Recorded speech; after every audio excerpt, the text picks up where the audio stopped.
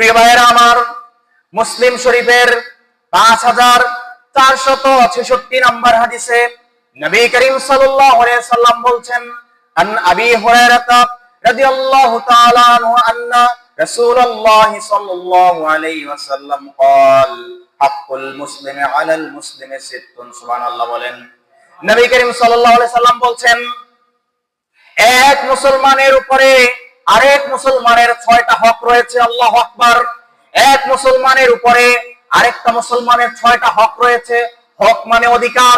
এই হক সে আপনার কাছ থেকে পায়, কিন্তু হাদিসের এই ভাষাটাও আপনি বুঝেন না, আপনি মনে করছেন এটা এমনি এমনি না।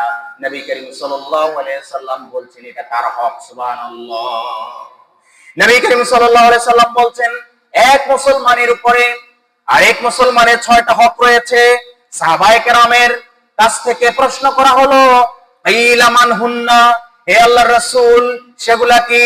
কাইলা মান হুন্না ইয়া রাসূলুল্লাহ, হে আল্লাহর রাসূল সাল্লাল্লাহু আলাইহি ওয়াসাল্লাম সেই হকগুলা কি? আখবেরনা, আপনি আমাদেরকে অবহিত করেন।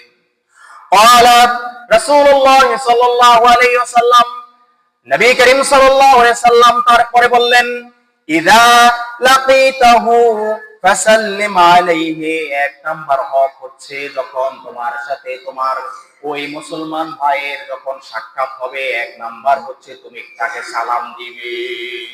এক নাম্বার কি দিবে? সালাম দিবে। এক নাম্বার হক আরেক মুসলমান ভাইয়ের আর রয়েছে তোমার উপরে, সেটা কি?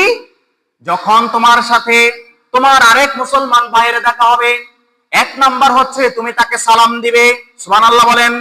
2 নাম্বার হচ্ছে আমার নবী বলতেছেন, ওয়াইদা দাআকা ফাআজিবহু, যখন সে তোমাকে কোনো দাওয়াত করবে, সামাজিক হোক পারিবারিক হোক, যেই কোনো ভালো কাজে যখন কোনো দাওয়াত করবে, সাথে সাথে তার দাওয়াতে সাড়া দিতে হবে। সুবহানাল্লাহ। সামাজিকভাবে, পারিবারিকভাবে, ব্যক্তিগতভাবে যদি কোনো হালাল পন্থায় হালাল কোনো বিষয়ে যদি আপনাকে দাওয়াত দেয়, তাহলে আপনার উপরে তার হক রয়েছে, আর তার ওই দাওয়াতে আপনাকে সাড়া দিতে হবে। এটা হচ্ছে কত নাম্বার? 2 নাম্বার। ভালো করে বুঝে নেন, এক মুসলমানের উপরে আরেক মুসলমানের কয়টা হক? 6টা হক। 3 নম্বরে আমার নবী বলতেছেন, ওয়াইদা ইস্তানসাহাকা ফানসিহ লাহু, যখন সে তোমার কাছ থেকে ভালো কোনো পরামর্শ চায়, তখন তুমি তাকে ভালো পরামর্শ দিবে। খবরদার কোনো